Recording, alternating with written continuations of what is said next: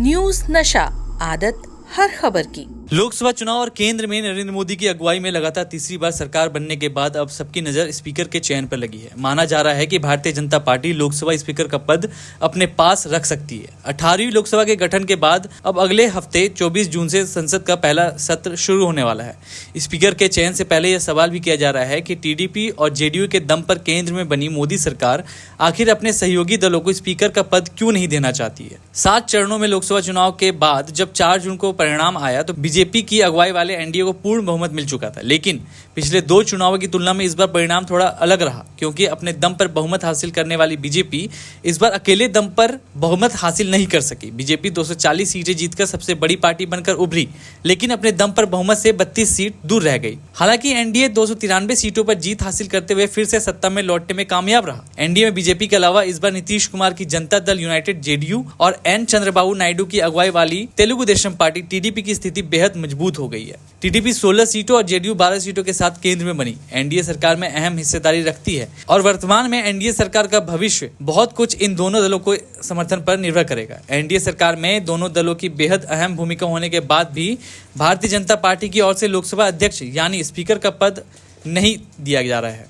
लोकसभा चुनाव में कांग्रेस की अगुवाई वाला इंडिया गठबंधन को 234 सीटें मिली हैं, जबकि बीजेपी 240 सीटें, एनडीए के खाते में 293 सीटें हैं। इस वजह से टीडीपी 16 और जेडीयू 12 एनडीए में अन्य बड़े सहयोगी दल हैं और इन दोनों दलों का कोई भी फैसला सरकार के अस्तित्व पर संकट डाल सकता है। फिलहाल विपक्षी गठबंधन बीजेपी की सहयोगी टीडीपी को स्पीकर का पद दिए जाने की बात कर रहा है, जबकि जेडीयू ने स्पीकर पद के लिए बीजेपी उम्मीदवार को समर्थन देने का ऐलान कर दिया है। तो टीडीपी ने इसके लिए सर्वसम्मत उम्मीदवार का समर्थन करने की बात कही है।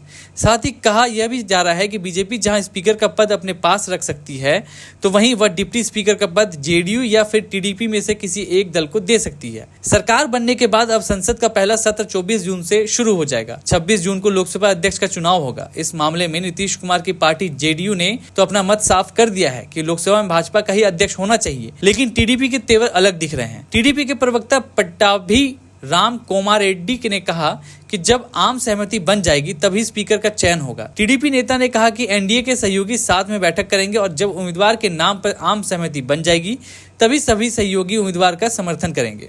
इस बीच राजस्थान के पूर्व मुख्यमंत्री अशोक गहलोत ने बीजेपी पर हमला बोलते हुए कहा, लोकसभा स्पीकर पद के चुनाव की और केवल टीडीपी एवं जेडीयू ही नहीं बल्कि पूरे देश की जनता उत्सुकता से देख रही है। यदि भाजपा के मन में आगे जाकर कोई भी अलोकतांत्रिक कृत्य करने का इरादा नहीं है तो उन्हें स्पीकर का पद किसी सहयोगी दल को ही देना चाहिए। उन्होंने आगे कहा कि टीडीपी और जेडीयू को महाराष्ट्र, कर्नाटक, मध्य प्रदेश, गोवा, मणिपुर, अरुणाचल प्रदेश एवं राजस्थान में भाजपा द्वारा किए गए सरकार गिराने के षड्यंत्रों को नहीं भूलना चाहिए। इनमें से कई राज्यों में तो स्पीकर की भूमिका के कारण ही सरकार गिरी और पार्टियां टूटी। 2019 में टीडीपी के 6 में से 4 राज्यसभा सांसद भाजपा में शामिल हो गए थे और तब टीडीपी कुछ भी नहीं कर सकी थी। अब अगर भाजपा लोकसभा स्पीकर का पद अपने पास रखती है तो टीडीपी और जेडीयू को अपने सांसदों के अदला बदली के लिए तैयार रहना चाहिए।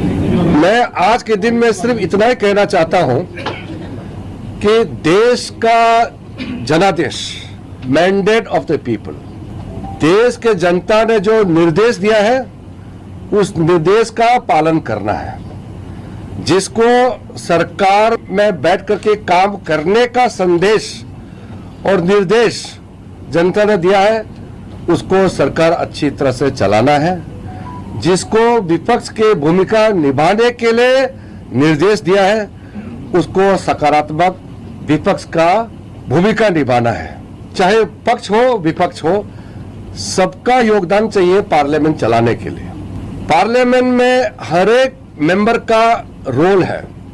छोटे छोटे पार्टी भले ही एक सांसद, एक ही एमपी हो, उनका भी उतना ही रोल है जो बड़ा पार्टी का रोल है।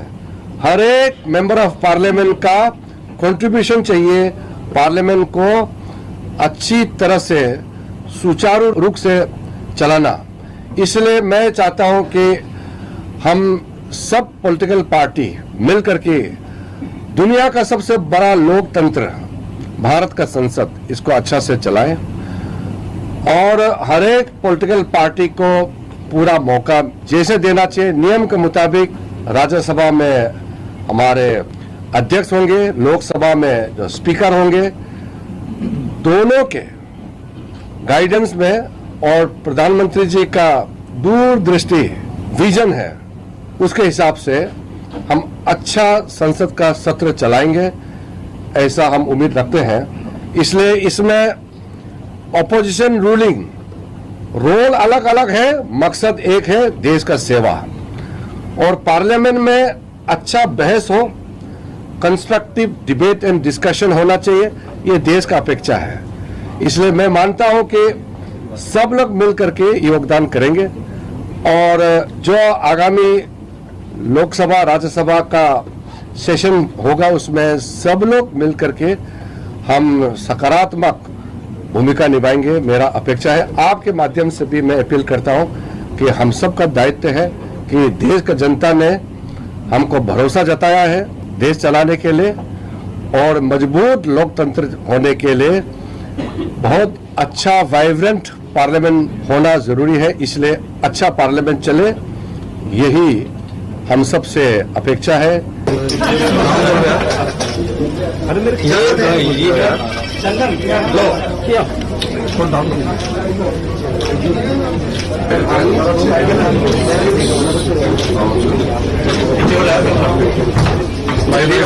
हो गए हैं।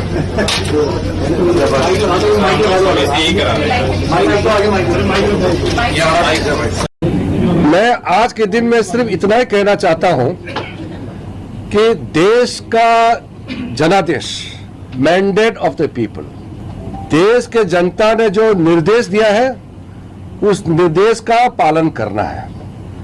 जिसको सरकार में बैठ करके काम करने का संदेश और निर्देश जनता ने दिया है उसको सरकार अच्छी तरह से चलाना है। जिसको विपक्ष के भूमिका निभाने के लिए निर्देश दिया है उसको सकारात्मक विपक्ष का भूमिका निभाना है। चाहे पक्ष हो विपक्ष हो, सबका योगदान चाहिए पार्लियामेंट चलाने के लिए। पार्लियामेंट में हर एक मेंबर का रोल है। छोटे छोटे पार्टी भले ही एक सांसद, एक ही एमपी हो, उनका भी उतना ही रोल है जो बड़ा पार्टी का रोल है। हर एक मेंबर ऑफ पार्लियामेंट का कंट्रीब्यूशन चाहिए पार्लियामेंट को अच्छी तरह से सुचारू रूप से चलाना। इसलिए मैं चाहता हूं कि हम सब पॉलिटिकल पार्टी मिलकर के दुनिया का सबसे बड़ा लोकतंत्र भारत का संसद, इसको अच्छा से चलाएं और हर एक पॉलिटिकल पार्टी को पूरा मौका जैसे देना चाहिए। नियम के मुताबिक राज्यसभा में हमारे अध्यक्ष होंगे, लोकसभा में जो स्पीकर होंगे, दोनों के गाइडेंस में और प्रधानमंत्री जी का दूरदृष्टि विजन है, उसके हिसाब से हम अच्छा संसद का सत्र चलाएंगे, ऐसा हम उम्मीद रखते हैं। इसलिए इसमें ऑपोजिशन रूलिंग रोल अलग अलग है, मकसद एक है, देश का सेवा। और पार्लियामेंट में अच्छा बहस हो, कंस्ट्रक्टिव डिबेट एंड डिस्कशन होना चाहिए, ये देश का अपेक्षा है। इसलिए मैं मानता हूं कि सब लोग मिलकर के योगदान करेंगे और जो आगामी लोकसभा राज्यसभा का सेशन होगा उसमें सब लोग मिलकर के हम सकारात्मक भूमिका निभाएंगे, मेरा अपेक्षा है। आपके माध्यम से भी मैं अपील करता हूं कि हम सब का दायित्व है कि देश का जनता ने हमको भरोसा जताया है देश चलाने के लिए और मजबूत लोकतंत्र होने के लिए बहुत अच्छा वाइब्रेंट पार्लियामेंट होना जरूरी है। इसलिए अच्छा पार्लियामेंट चले, यही हम सब से अपेक्षा है।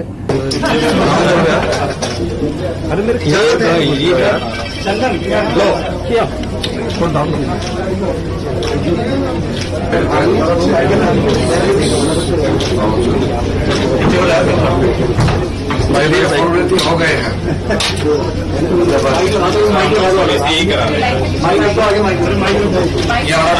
और आप हमसे जुड़े रहने के लिए सब्सक्राइब करें YouTube पर, फॉलो करें Twitter पर और लाइक करें Facebook पर। और ज्यादा जानकारी के लिए आपको टाइप करना होगा सिर्फ न्यूज़ नशा।